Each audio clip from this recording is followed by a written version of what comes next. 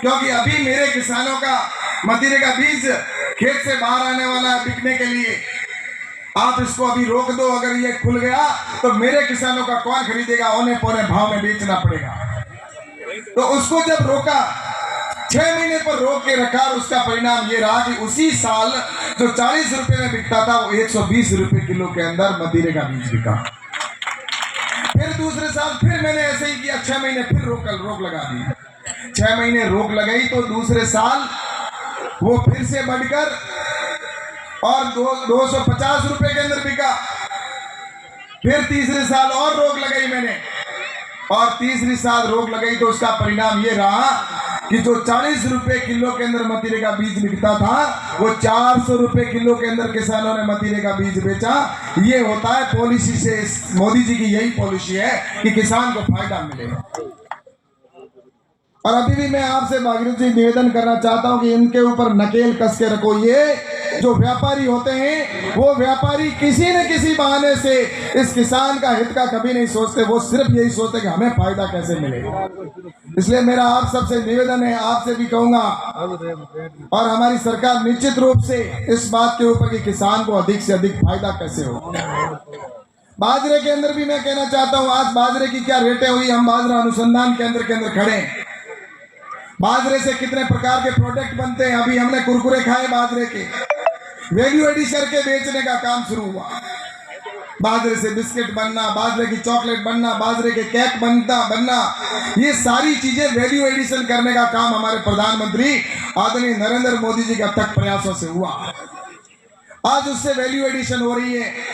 और मैं आपसे ये भी कहना चाहता हूं कि बाजरा के अंदर ये रेट बढ़ना किसान के लिए जितना लाभकारी हुआ है, मैं जब मंत्री बना था, मैं सांसद बना, उस समय बाजरा सिर्फ 1100-1200 रुपए क्विंटल के अंदर बिकता था। लेकिन हमने प्रधानमंत्री जी से बात की कि गुजरात में और राजस्थान में सबसे ज्यादा बाजरा उत्पादन होता है, इसका अगर अच्छी रेट मिल जाए मेरे किसान को तो उसको अच्छा फायदा मिलेगा।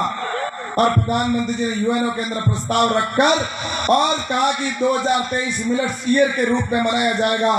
और 2023 में जब मिलेट्स ईयर मनाया गया और मोदी जी ने दुनिया के अंदर जाके कहा कि आप बाजरा खाओ, बाजरा और जो मिलेट्स है उसका नाम भी श्री अन्न रख दिया कि ये सबसे अनों का राजा अगर कोई है तो वो है मिलेट्स, यानी कि बाजरा।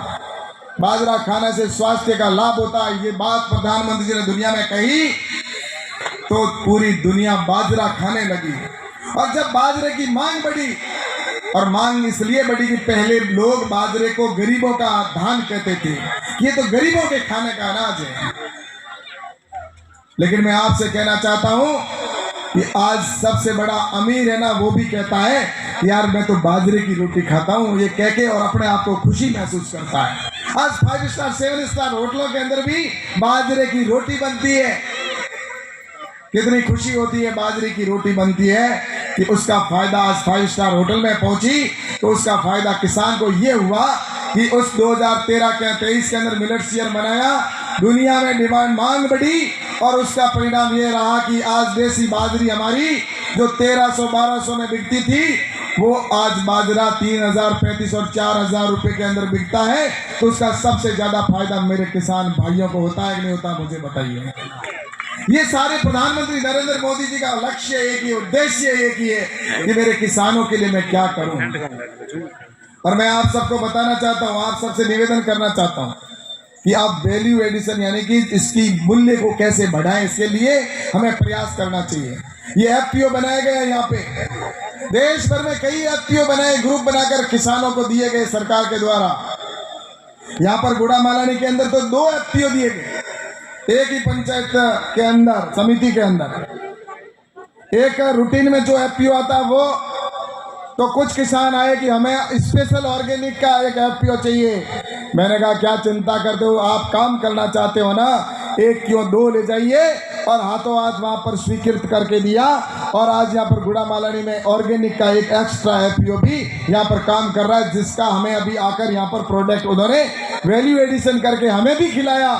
और आप बाजार के अंदर भी उनके उत्पादन को बिस्किट बनाकर बेचते हुए देखने को मिलते हैं। तो जीरे के भी ऑर्गेनिक देखने को मिलते हैं।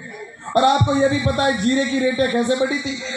ये सारी विदेश नीति के तहत प्रोडक्शन जो इंपोर्ट होता है उसको रोकने का काम उस समय हुआ, जिस प्रकार से मतीरे का बीज का हुआ, और उसकी वजह से जो हमारा बाजरा जीरा है वो जीरा भी आपने 500 रुपये किलो के अंदर, 600 रुपये किलो के अंदर बेचने का काम किया था। तो ये सारे प्रधानमंत्री जी के आपकी हर बात ध्यान में, और मैं तो आपसे कहना चाहता हूँ हमें वापस लौट के आना होगा, उत्तम खेती की ओर आना पड़ेगा, और निश्चित रूप से उत्तम खेती है। आज बड़ी बड़ी कंपनियां वो भी आकर यहाँ पर आना चाहती है कि हम वापस खेती में आए। उत्तम खेती, मध्यम व्यापार, लास्ट नौकरी होती थी, लेकिन आज हर व्यक्ति नौकरी की ओर भागता है। और मैं आपसे कहना चाहता हूं कि वो जिस आने वाले वक्त के अंदर फिर से लोग खेती की ओर आएंगे। अभी मैं आपको बताना चाहता हूं कि पशुपालन हमारा कितना महत्वपूर्ण होता है। अभी यहाँ पर देवाराम मेघवाल है, हमारे घर झाके, वो अभी यहाँ पर आए थे, इनको प्रमाण पत्र दिया।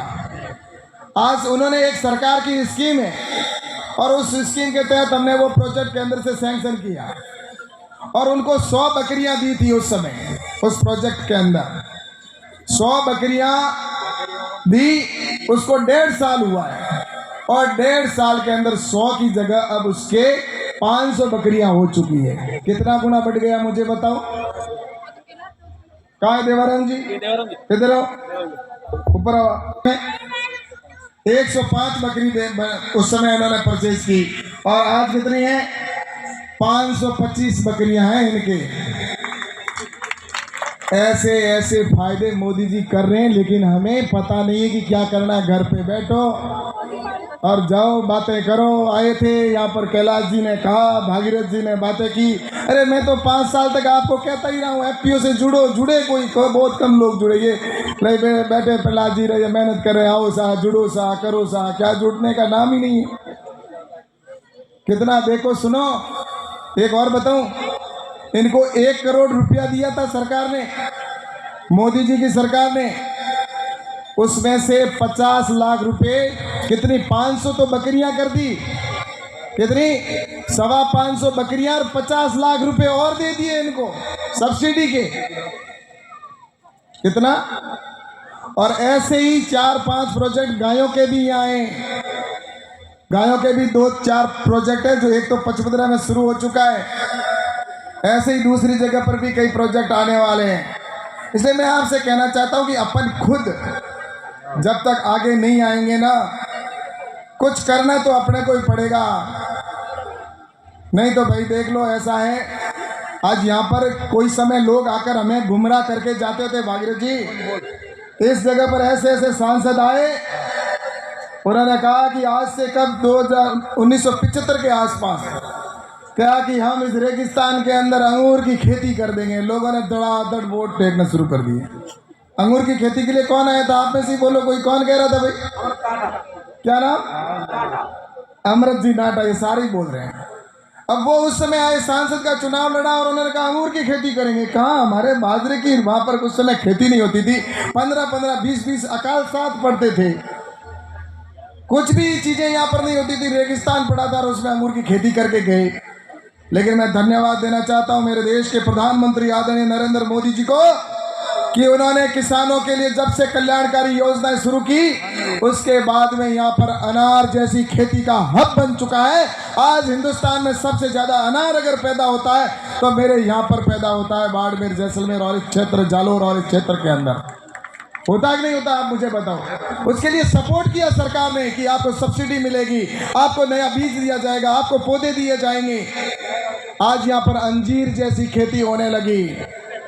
ये अब होने लगी है जब से प्रधानमंत्री नरेंद्र मोदी जी ने सपोर्ट किया। किसान पहले थोड़ा थोड़ा करने की कोशिश कर रहे थे, लेकिन उनको इतना न तो सफलता मिल